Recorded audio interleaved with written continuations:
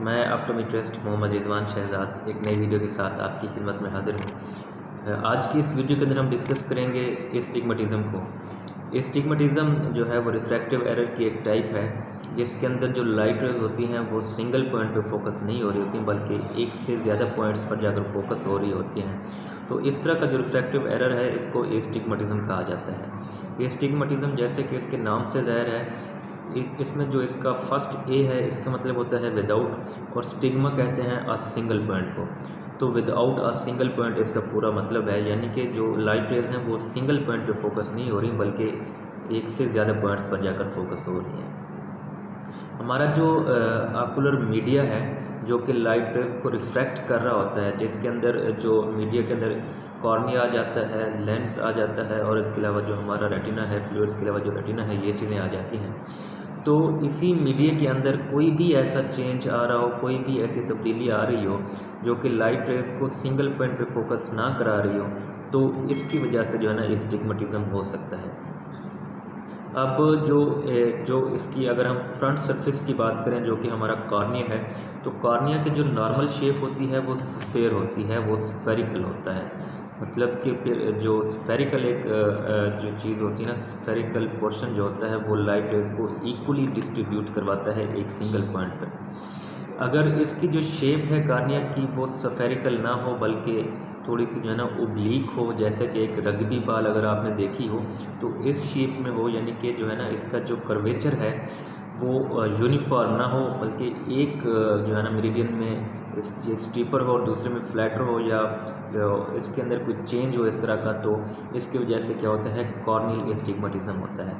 और इसके अलावा जो हमारा लेंस है, अगर इसकी शेप के अंदर कोई कर्व आ जाए या इसका जो है ना कर्वेचर, जैसे कि लेंटिकोनस होता है जो जिसमें आप इसका जो एंटीरियर लेंटिकोनस या पोस्टीरियर लेंटिकोनस में जो लेंस का इंटीरियर पार्ट है या जो पोस्टीरियर पार्ट है वो कर्व्ड होता है, तो इसकी वजह से भी एस्टिग्मेटिज्म आ रहा होता है जिसको हम लेंटिकुलर एस्टिग्मेटिज्म कहते हैं। लेंटिकुलर एस्टिग्मेटिज्म में मज़ीद जो है ना अगर लेंस का जो रिफ्रैक्टिव इंडेक्स है, जैसा कि कैटरेक्ट या लेंटिकुलर चेंजेस आ रही होती हैं एज के साथ साथ, तो उसकी वजह से भी अगर लाइट सिंगल पॉइंट पर फोकस ना हो रही हो तो हम उसको लेंटिकुलर एस्टिग्मेटिज्म कहते हैं। और इसके अलावा जो रेटिना की शेप है वो ओब्लीक हो या थोड़ी सी टिल्टेड हो, जैसे कि कंजेनिटल जो है ना डिफॉर्मिटीज़ कुछ होती हैं, तो उसकी वजह से जो हो वो रेटिनल एस्टिग्मेटिज्म कहलाता है। इसकी जो एस्टिग्मेटिज्म की जो टाइप्स हैं वो दो कॉमन टाइप्स में हम रेगुलर एस्टिग्मेटिज्म और इरेगुलर एस्टिग्मेटिज्म को जो है ना वो कंसीडर करते हैं। रेगुलर एस्टिग्मेटिज्म में क्या होता है कि जो आई की पावर होती है या जो कॉर्निया की पावर होती है वो यूनिफॉर्मली चेंज हो रही होती है एक मेरिडियन से दूसरे मेरिडियन पर, और वो दोनों मेरिडियन एक दूसरे के राइट एंगल पे होते हैं। राइट एंगल का मतलब क्या होता है कि वो जो दोनों मेरिडियन जिनको हम काउंट कर रहे हैं, जो जिन पर लाइट रेज जाकर फोकस हो रही थी, वो एक दूसरे के राइट एंगल पे होते हैं, यानी कि 90 डिग्री अपार्ट होते हैं।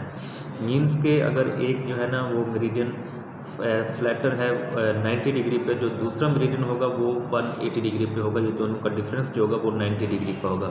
इसी तरह ये 45 या हम 135 जो प्रिंसिपल मेरिडियन है इसको भी काउंट कर सकते हैं। इसी रेगुलर एस्टिग्मेटिज्म की मज़ीद टाइप्स हैं जिसमें विद द रूल एस्टिग्मेटिज्म है इसकी पहली टाइप। विद द रूल में एस्टिग्मेटिज्म में क्या होता है कि जो वर्टिकल मेरिडियन है वो ज़्यादा कर्व्ड होता है as compare to horizontal meridian. Means के वर्टिकल मेरिडियन ज़्यादा स्टीपर होगा और हॉरिजॉन्टल मेरिडियन जो होगा ना उसके कंपैरिजन में थोड़ा सा फ्लैटर होगा। और इसके अलावा जो अगेंस्ट द रूल एस्टिग्मेटिज्म है उसके अंदर क्या होता है कि जो हॉरिजॉन्टल मेरिडियन है वो ज़्यादा कर्व्ड या ज़्यादा स्टीपर होगा as compare to horizontal meridian. और इसके अलावा जो इसकी तीसरी टाइप है उसके अंदर हम ओब्लीक एस्टिग्मेटिज्म को कंसीडर करते हैं। ओब्लीक एस्टिग्मेटिज्म में क्या होता है कि जो दोनों प्रिंसिपल मेरिडियन होते हैं वो वर्टिकल या हॉरिजॉन्टल की बजाय ओब्लीकली प्लेस्ड होते हैं। ओब्लीक का मतलब क्या होता है टिल्टेड, या ये इसमें हम काउंट करते हैं 45 डिग्री को या 135 जो डिग्री का जो एक्सेस है उसको हम कंसीडर करते हैं। और इसमें एक जो है ना वो ज़्यादा इन मेरिडियन में एक ज़्यादा कर्व्ड होगा और एक ज़्यादा फ्लैट होगा। तो ये तीन टाइप्स हो जाती हैं रेगुलर एस्टिग्मेटिज्म की। और इसके अलावा इरेगुलर एस्टिग्मेटिज्म में क्या होता है कि जो पावर है वो यूनिफॉर्मली चेंज नहीं होती बल्कि इरेगुलरली चेंज हो रही होती है, और इसमें कोई मेरिडियंस जो है ना वो नहीं होते, बल्कि 2 या 2 से ज़्यादा मेरिडियंस होते हैं और वो अनइवनली डिस्ट्रीब्यूटेड होते हैं। तो इसकी शेप जो कार्निया की जो शेप जो होती है ना, इस तरह की होती है कि उसकी पावर किसी भी मेरिडियन में डिफरेंटली चेंज हो रही होती है, जैसा कि कार्नियल ओपेसिटीज़ के अंदर होता है या केराटोकोनस के कुछ पेशेंट्स के अंदर होता है। तो इस तरह का जो एस्टिग्मेटिज्म होता है वो इरेगुलर एस्टिग्मेटिज्म होता है। ये चूँकि रेयर फार्म होती है, बहुत कम जो है ना इसको जो है ना वो हमें इसका सामना करना पड़ता है, लेकिन ये बहुत ही टफ और इसको ट्रीट करना बहुत ही मुश्किल होता है और बहुत ही चैलेंजिंग होता है ऑप्टोमेट्रिस्ट के लिए।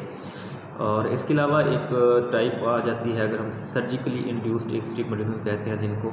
सर्जिकली इंड्यूस्ड एस्टिग्मेटिज्म में क्या होता है कि जब आप सर्जरी ड्यूरिंग सर्जरी अगर कार्निया की शेप थोड़ी सी चेंज हो जाए तो उसकी वजह से भी एस्टिग्मेटिज्म जो है ना वो क्रिएट हो जाता है, तो नंबर आ जाता है। तो इसकी वजह से इसको सर्जिकली इंड्यूस्ड एस्टिग्मेटिज्म कहा जाता है, जैसे कि टेरिजियम में होता है, टेरिजियम सर्जरी के अंदर, या अगर आप जो है ना वो मैनुअल सर्जरी करते हैं कैटरेक्ट की, जिसके अंदर आप स्टिचेस लगाते हैं, अगर स्टिचेस टाइट या लूज लग जाएं तो उसकी वजह से जो एस्टिग्मेटिज्म क्रिएट होता है उसको हम सर्जिकली इंड्यूस्ड एस्टिग्मेटिज्म।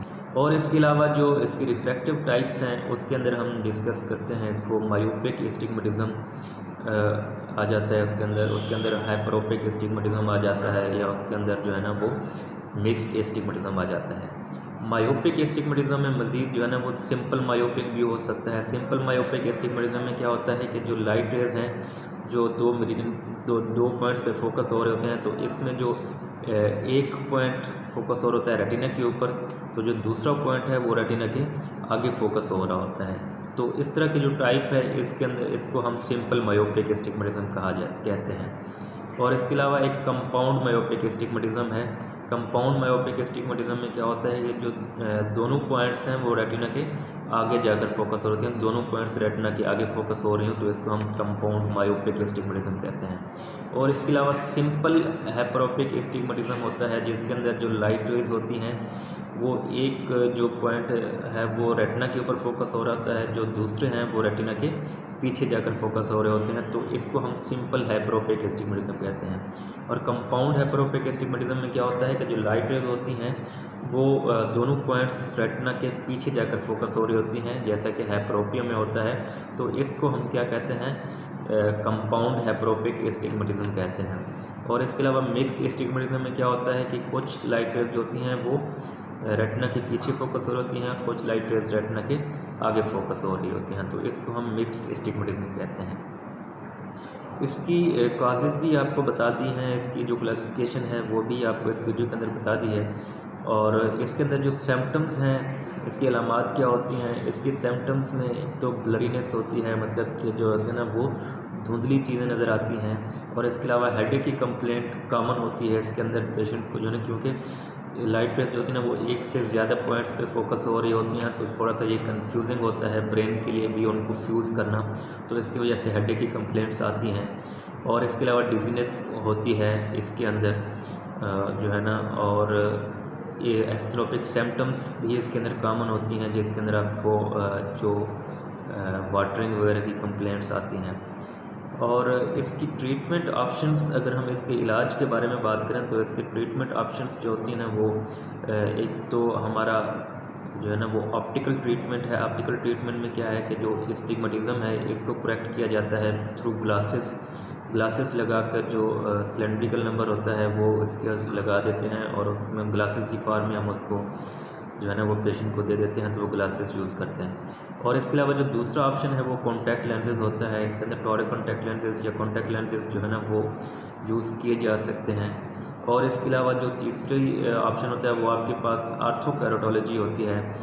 आर्थोकेराटोलॉजी में क्या होता है कि जो रिजिड लेंसेज हैं उसके ज़रिए से जो कॉर्निया की शेप है उसको स्ट्रेट किया जाता है। फ्लैटर या जो स्टीपर होता है उसको थोड़ा सा लिमिटेड टाइम के लिए उसको स्ट्रेट किया जाता है।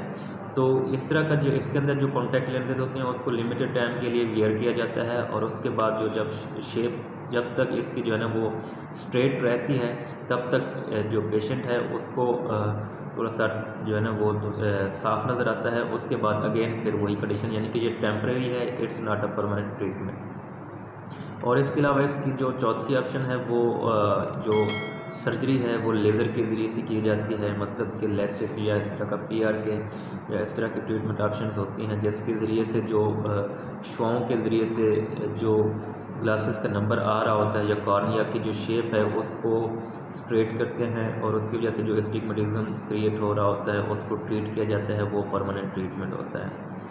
तो इस वीडियो के अंदर जितनी भी चीज़ें थी एस्टिग्मेटिज्म के अंदर, तो मैंने तकरीबन मेरे ख्याल में आपको सारी समझा दी हैं। अगर आपको ये वीडियो पसंद आए तो इसको लाइक करना मत भूलिएगा और इसको दोस्तों के साथ शेयर करना मत भूलिएगा।